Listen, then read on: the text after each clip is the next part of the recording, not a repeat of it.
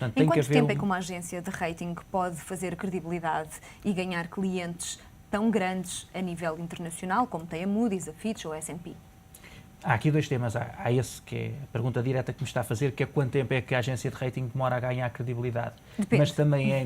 Mas também é importante é que os próprios países sejam credíveis, porque se Portugal não tivesse o cenário económico que tem e que teve, obviamente que tomámos as medidas certas, obviamente que foi uma pena que a Moody's não tivesse verificado que temos um governo sólido, a opinião pública está minimamente confortável com este governo, não tem havido protestos exagerados, os portugueses compreendemos o que é preciso fazer, mas temos que reconhecer ao mesmo tempo que não somos a economia mais sólida do mundo e, portanto, a agência de rating apenas vai transmitir aquilo que vai avaliar a empresa, o instituto, o país. Ou seja, não alinha nas teorias da conspiração.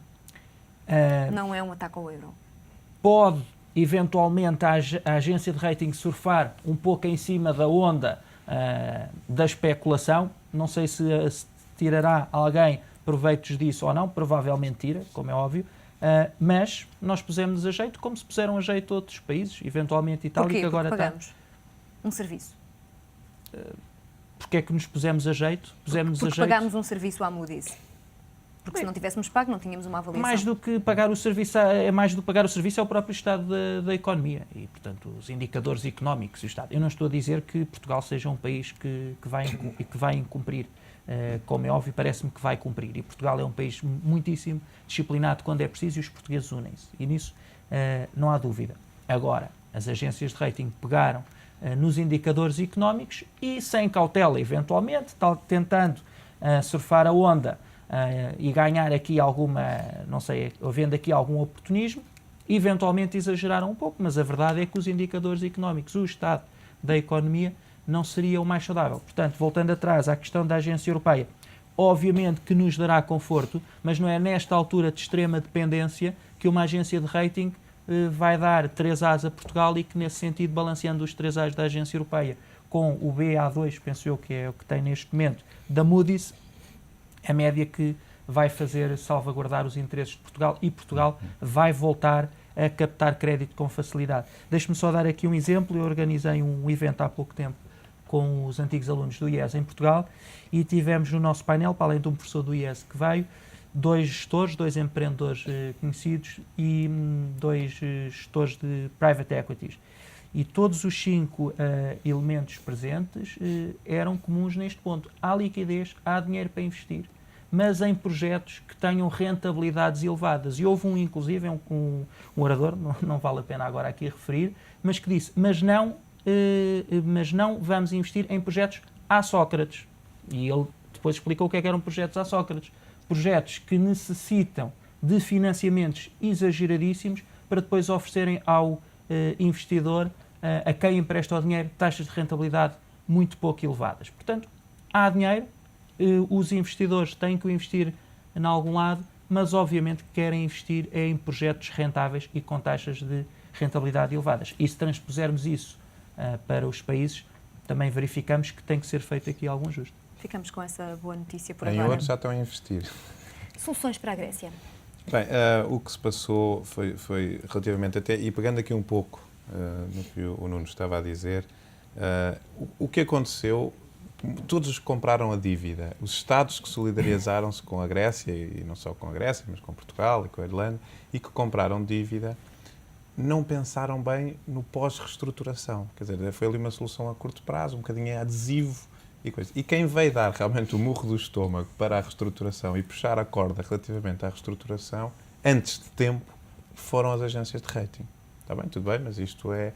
E aí está a culpa, e aí estou de acordo realmente com o António, porque acho que a primeira estratégia devia ser um pouco... Só agora é que está a falar um pouco mais a longo prazo e não agora. Ou seja, Pronto. a solução para a Acho que Grécia já vem um não bocadinho é um tardia. pacote de austeridade. Esta solução para a Grécia é uma solução que terá que ser para a Grécia transversal, como todos os outros países que estão em cadeia na lista de espera para serem chamados. Itália, Espanha, Bélgica, por aí fora. Portanto, tem que existir uma solução sistémica de cura E, portanto, Mas isso a só Grécia só tem dinheiro até passa setembro. com taxas de juro, não as taxas de juro loucas que foram aplicadas aos gregos, e nomeadamente também a nós. E nem os prazos extremamente curtos, pedindo também reformas que, como sabemos, são reformas que vão ao bolso de todos nós e que provocam a maior insatisfação social e com a maior convulsão social que ainda ontem tivemos na Grécia. Essa resolução sistémica consegue-se até setembro, que é até quando a Grécia tem dinheiro? Não, isso vai ter que existir uma solução e, portanto, já houve nos últimos 15 dias, a Europa já concordou que terá que dar prazos mais...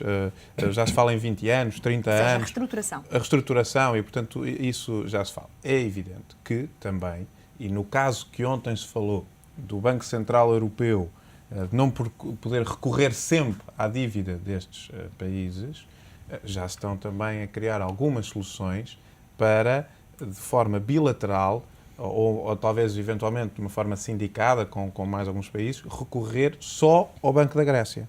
E depois do Banco da Grécia, independentemente da política do Banco Central Europeu. As principais potências. Duas questões sobre a Grécia. Ontem um economista, creio que do Banco Central Europeu também, dizia que o facto de ser reestruturada a dívida grega pode prejudicar inclusive os bancos gregos que têm muita dívida grega. Ou seja, além de se apoiar a economia grega, teria de se apoiar também os bancos. A reestruturação pode ser perigosa nesse sentido? Não, repare, e nesse encadeamento até a própria banca portuguesa hoje está a pedir ao Estado português que paguem a dívida. Porque aconteceu exatamente a mesma coisa e aquilo que foi pedido aos bancos gregos no antes da crise e na exposição que tiveram ao seu próprio país, que é enorme, também foi pedido aos bancos portugueses. Os próprios bancos portugueses hoje já estão a dizer, seja, atenção, paguem a dívida. Essa solução tem duas faces da mesma moeda. Essa solução terá que ser, evidentemente, para o Banco Central, mas também concertada com a banca comercial. Porque essa corresponde e, no fundo, é ao espelho daquilo que se passa com as famílias e com as empresas. Gostava de passar aqui para mais uma possibilidade que está em cima da mesa, um imposto extraordinário cobrado à banca europeia para ajudar ao segundo resgate grego. Acha que essa é uma solução? Bom, deixe-me só recuar aqui um pouco às agências de rating, gostava de dar uma palavra sobre esse tema. As agências de rating, acho que banalizaram ultimamente digamos, as suas classificações de lixo e de mais lixo, que correm o risco de não serem já levados a sério, quer dizer, das pessoas cada vez mais e tendencialmente não acreditar nas agências de rating. Eu lembro-me sempre do Essa Queiroz. O Essa Queiroz um dia entrou em cumprimento com a Companhia das Águas de Lisboa e esquece-se de pagar a água. Esquece-se de pagar a água, de contínuo, cortaram a água. Então escreveu uma carta ao então presidente da companhia, da CAL, disse assim: se Vossa Excelência me cortou a água, o que cortarei eu a Vossa Excelência?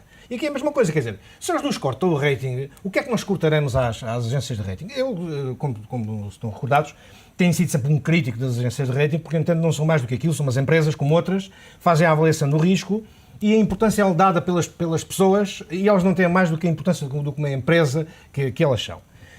Relativamente à resolução, digamos, do todo europeu, eu penso que há duas formas de resolver o todo europeu. Uma de mais médio prazo, aquela que eu me referi há pouco, e outra de curto prazo. Eu não sei se na quinta-feira que vem vão já falar, já vou lá ao tema da banca, não sei se vão já falar na quinta-feira que vem sobre o tema, do curto prazo, mas eu acho que no curto prazo, contrariamente àquilo que o Banco Central Europeu sempre se tem oposto, eu acho que deve haver uma mutualização da dívida nos eurobonds, que é o que se fala, não é?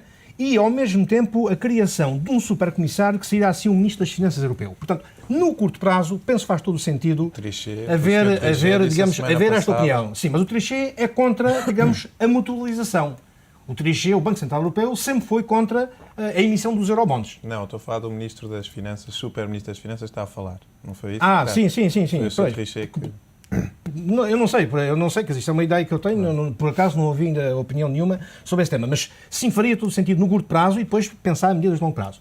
Relativamente à banca, recorde-se que em 1983, quando nós tivemos o primeiro plano de ajustamento estrutural com o Fundo Monetário Internacional, em Portugal houve um imposto extraordinário para a banca e para as empresas. Na altura não atingiu os particulares, hoje atinge os particulares, em 83, a dona Teresa Terminacian, digamos, receitou para a economia portuguesa o imposto especial que era para ser pago, e foi pago pelo banco e pelas empresas. Portanto, hoje, se isso, digamos, passa um pouco os borders portugueses e se transfere para a Europa. Mas concorda então com o envolvimento dos privados neste segundo resgate à Grécia? Eu acho que sim, sobretudo aqueles privados que, numa certa e determinada altura, foram na busca do lucro, não é? Foram na busca do lucro, eu diria mais na especulação, porque nós não nos podemos esquecer que a compra e venda de crédito é um negócio. Eu sei que, em termos de dívida soberana, os próprios governos, antes da crise, fizeram força, sobretudo junto da banca de cada um dos países, no caso português, isso foi visível, para que comprassem, ajudassem o Estado português, digamos, no endividamento que eles queriam colocar e que eventualmente não conseguiam colocar nos mercados externos. Mas também não nos podemos esquecer que há um conjunto de especuladores no mercado que, digamos que, eu não consigo perceber, de facto, dos mercados secundários, as taxas que se pagam nos mercados secundários, das duas uma.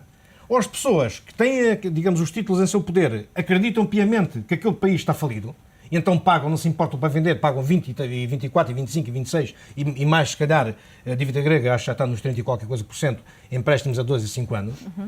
Ou então, quer dizer, é uma especulação brutal das pessoas, desses fundos que têm esse tipo de, digamos, de ativos, querem se desfazer desses ativos a qualquer preço para gerarem liquidez que não existe no sistema monetário internacional. Estamos praticamente a terminar, ainda gostava de lançar mais um tema, mas com 20 segundos para cada um, precisamos ou não, Europa, de um euro mais fraco? Eu julgo que não, mas a força do euro terá a ver com as estratégias que, entretanto, se definirem. Portanto, o euro não é mais fraco ou mais forte dependendo da vontade das pessoas ou dos cidadãos ou até das estruturas que geram. Naturalmente, há um Banco Central que... Exatamente. Um euro mais fraco, obviamente, potenciaria as exportações, só que não sei se as empresas nos países europeus estão preparados para corresponder a essas exportações. Muito bem, a sua opinião também? Eu sou sincero, não estudei muito a fundo esta questão, já pensei um pouco e com os elementos que tenho disponíveis penso que seria preferível para a Europa baixar um pouco de facto o valor do euro. Isso se Portugal fosse um país exportador, pensando aqui no nosso cantinho? Não, exatamente. Relativamente às exportações da Europa, elas beneficiariam muito. A única, eu não tenho um discurso anti-americano como tem vindo a ter, mas a única economia do mundo em que a cotação da dívida foi mais favorecida desde janeiro até agora foi a economia americana, porque a cotação da dívida teve uma tendência decrescente que só vem a subir agora. E contrapartida, a italiana, a portuguesa, a grega, subiram exponencialmente. Portanto, foi a única economia do mundo. Mas vê então vantagens? E relativamente, sem dúvida, para alavancar nomeadamente para alavancar as exportações da Europa. Não, repara uma coisa, eu não gosto de ir por esse caminho, porque repara, isso é o que fazíamos antes na altura do escudo. Nós, como não éramos competitivos internamente, desvalorizávamos a moeda através de instrumentos que tínhamos, que era a taxa de câmbio da política cambial, e tornámos as competições mais competitivas artificialmente. Eu acho que não. Olhe para a Alemanha. A Alemanha vai crescer 4 e tal, 5%, quase todo esse crescimento baseado nas exportações. Portanto, com o euro no valor que está. Portanto, eu acho que é preferível as economias dotarem-se de esquemas, enfim, digamos, de mecanismos de produtividade e sim, com essa produtividade podem ser, de facto, mais competitivos nos mercados externos e atingir, digamos, um grau, uma cota de exportações muito maior do que aquela que é agora. Mas essa competitividade pode demorar algum tempo e, portanto, talvez a curto prazo é uma discussão para um outro dia. Muito obrigada, meus senhores, por esta conversa. Fica por aqui este Conselho Consultivo de terça-feira, dia 19 de julho.